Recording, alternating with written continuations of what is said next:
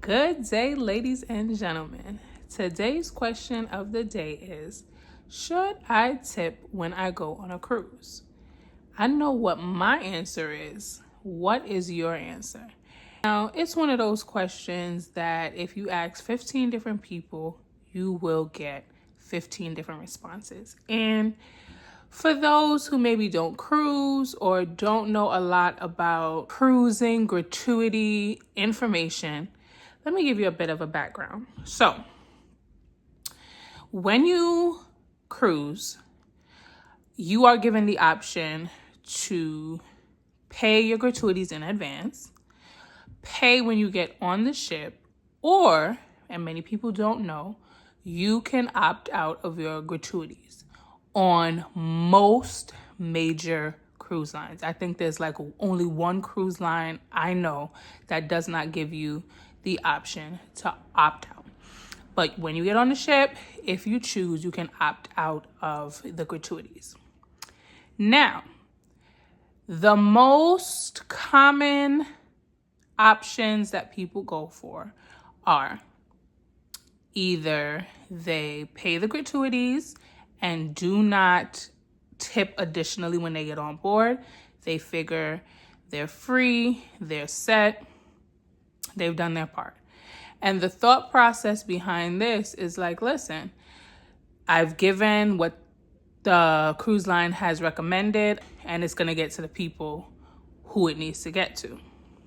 Now, the thought process that people use against this is that, the high salaried people get the most, and the little people who do the bulk of the work or the most labor intensive work get the bare minimum. Which leads me to my second point. The next option that people choose is to opt out of the gratuities that the cruise line imposes and to tip on their own. They tip their room steward, they tip the dining staff, they tip, the everyday people who they come in contact with. And then if you are a gambler, you spend time in the casino, you tip the bar staff in the casino. And, if you're doing well, you'll tip the people if you're a table player, things like that. Now, the thought process on this is that what about the people behind the scenes who you don't see?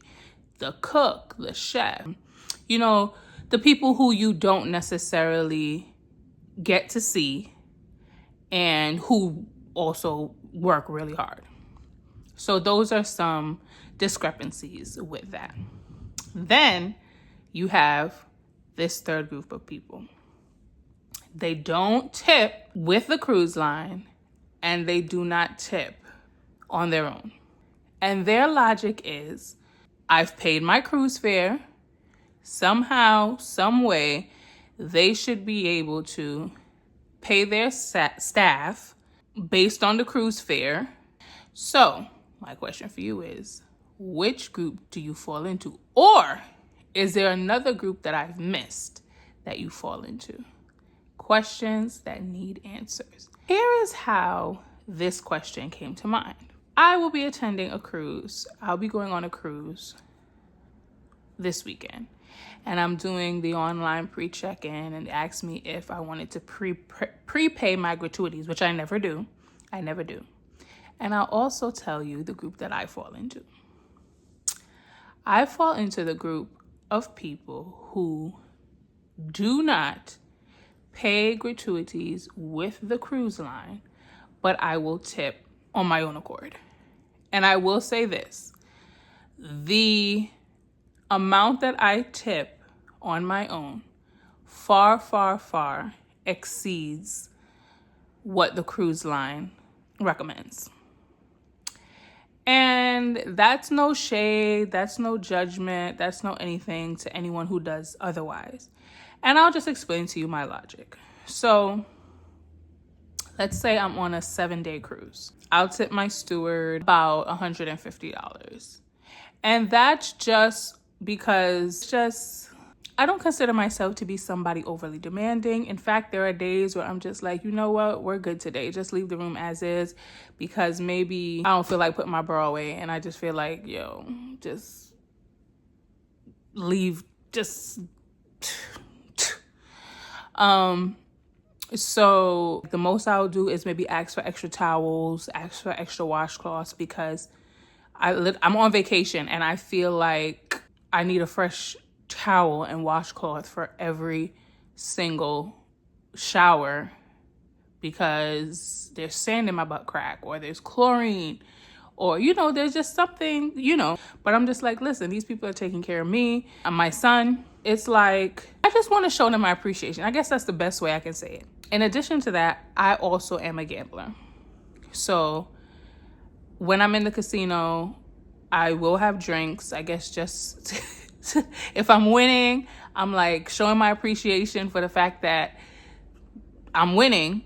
But then if I'm losing, I'm like, dang, maybe if I'm a little bit more generous with the staff, maybe some good mojo will come my way.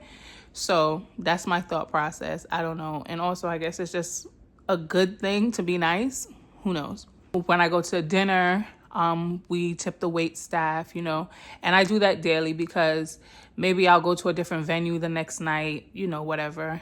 And how much I tip the wait staff depends on how many of us there are.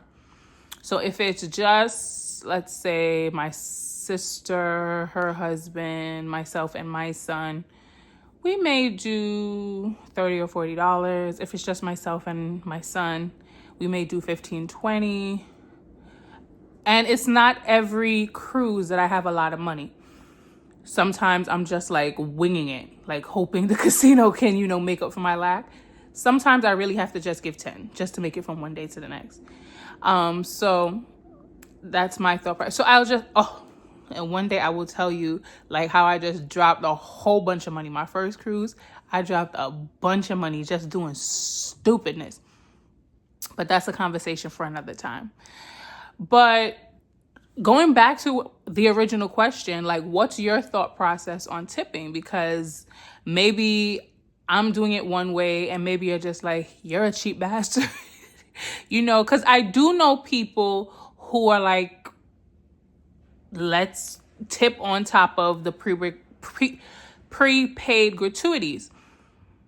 And I can't fault them for that, but I guess I'm just not there financially yet, because they don't want to forget the people who they don't see, who they don't get an opportunity to come in contact with.